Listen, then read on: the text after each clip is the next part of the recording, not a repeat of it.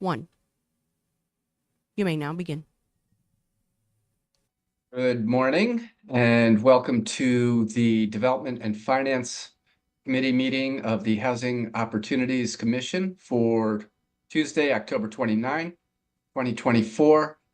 I am Commissioner Jeff Merkowitz, Chair of the committee. With me today, joining virtually, as are we all, Commissioner and Chair of the Commission, Roy Priest, and Commissioner and Vice Chair of the Commission, Commissioner Pro Tem of the Chair Pro Tem of the commission, Robin Solomon. Also joined by President Chelsea Andrews, Deputy Director or Vice President Kayreen Brown, and additional staff. So the first order of business on our agenda today is the approval of the minutes for October 3rd, 2024. Is there a motion? Motion. Second. All in favor, say aye. Aye. Aye. The minutes are approved. The next item on our agenda, and the only item on our open session agenda today, is a second attempt at the naming of our West Side Shady Grove Building B. And I will turn it over to President Chelsea Andrews. Thank you. Thank you, Mr. Chair, members of the committee, the HOC team, and the public. Commissioners, you recall that we proposed a name for Building B, which is immediately across from the Laureate, and that name was the Endeavor. And it was a discussion that we had amongst the larger commission in terms of trying to figure out what might be the best fit and best suited for this parcel. The considerations included the fact that we have a property named the Laureate, as well as the fact that in this particular parcel, the first floor will be a library, a public facility. And so just trying to follow those themes. We have worked in tandem with our partner EYA, and since there wasn't a bright line vote on the naming here, wanted an opportunity to explore a potential renaming.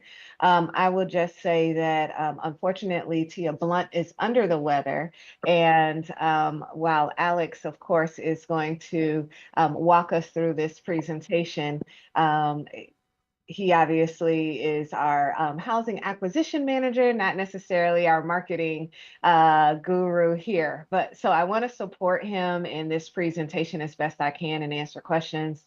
My hope is that ultimately you see the recommendation being put forward and support us advancing this really to the larger commission for a conversation there, because it really is a case-by-case basis in terms of how people feel as though the naming should be. So I'll turn it over to Alex so that he can walk you through the presentation. This is the final recommendation from both HOC and EYA related to the naming here. Thank you, President Andrews. And good morning, commissioners. Thank you for that helpful context, President Andrews. I think with that, we can kind of move into the names that are being presented and a brief overview of the, the criteria by which we were attempting to name the project. I think we can skip down to page 5 here just to kind of, re-summarize the project that we're looking at. The resident mix that we're looking at is professionals, families, couples, single parents, empty nesters, very similar to the Laureate. Just to remind you guys, the Laureate or this project will kind of complete West Side Shady Grove as the development, and will include a number of amenities that are similar to the Laureate and the Daily in that West Side Shady Grove project. Sorry, I can attempt to turn on my camera, but I typically receive audio issues more often than not. So I can try to do so. No worries. Okay, thank you.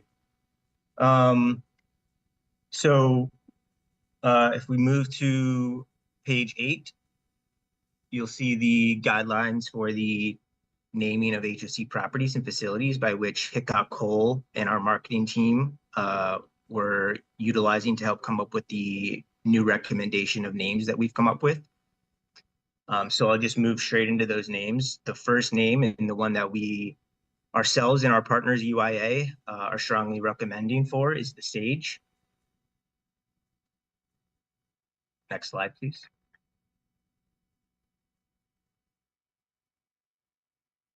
So the Sage has a strong positive image and would stand the test of time. It's inspired by NASA scientist and physicist, inventor and mentor Valerie Thomas. The word sage is from the Latin sapiens, given to mentors of profound wisdom and expertise.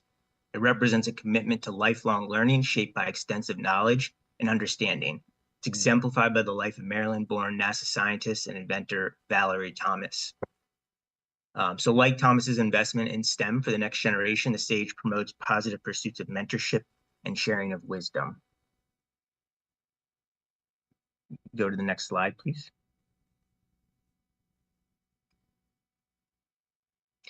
You'll see with each one of these each one of these names, we've also included some potential storytelling opportunities that can be leveraged at the property alongside the name and branding and marketing. So in this particular case, with Valerie Thomas, we believe we can showcase women STEM inventors. We have a dedicated maker space where we can, actively program with some of these storytelling opportunities, whether it's stargazing, coding workshops, and computer literacy. Next slide, please.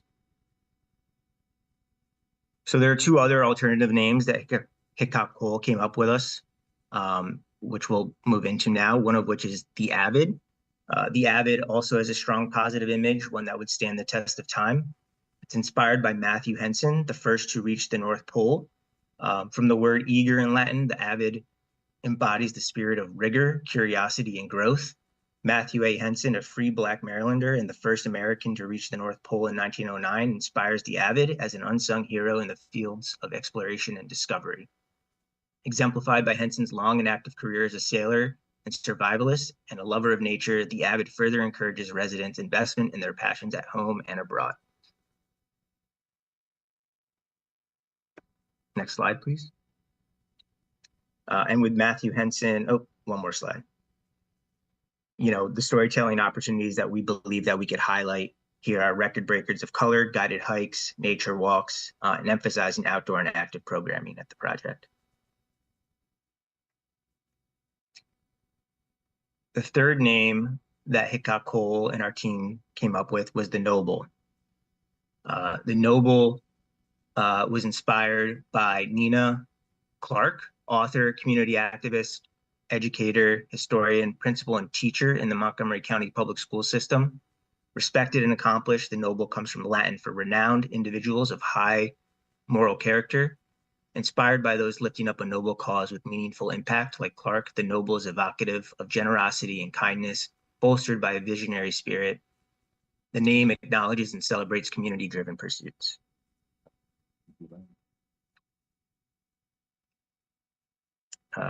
Next slide, I believe another slide as well. Yep, storytelling opportunities with Clark.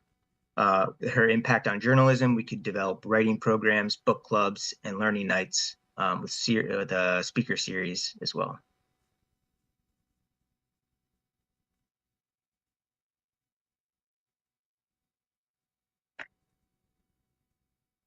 Next slide, please. So we'd like to ask Development and Finance Committee to support our recommendation for the approval of the name The Sage for West Side Block B development. At this time, we'll take any questions or comments. I vote with Roy, whatever he wants to do. Are there any questions or discussion? Yeah, I certainly think I support the recommendation of the Sage. I mean, I think that when you put the laureate and the Sage together, they have kind of a hierarchical relationship in a way. One talks about the laureate being someone of great, profound skills and whatever, and then the Sage kind of like carries that theme as well. So I thought that the Sage was a good companion name to go along with the laureate. I would agree with that. I like- felt like it fit with the overarching theme. There was an association, so.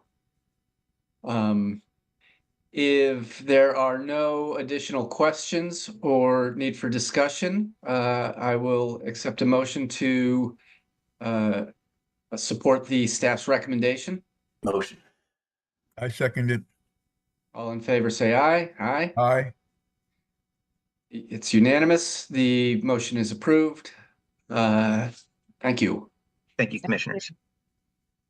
If there are no additional items to come before this committee, pursuant to section 3-305B and D of the general provisions article of the annotated Code of Maryland, I move to adopt the written closing statement dated October 29, 2024, and to adjourn this open session to a closed session to discuss the refinancing plan for properties located in Bethesda, Maryland. The reason this topic is being discussed in closed session is to protect the confidential commercial and financial terms that have been provided to HOC under an assurance of privacy. The statutory section that allows this meeting to be closed is section 3-305B13. If a member of the public that is watching this meeting in real time on YouTube wishes to object to the closed meeting, please comment in the YouTube chat box or contact HOC's General Counsel. Instructions can be found in the Open Meetings Act objection procedures, which is posted on HOC's website. Do I have a second? I second the motion. All in favor, say aye. Aye. The motion is approved. And we now move into closed session. And I think we will hold here on the Zoom until the YouTube session is closed.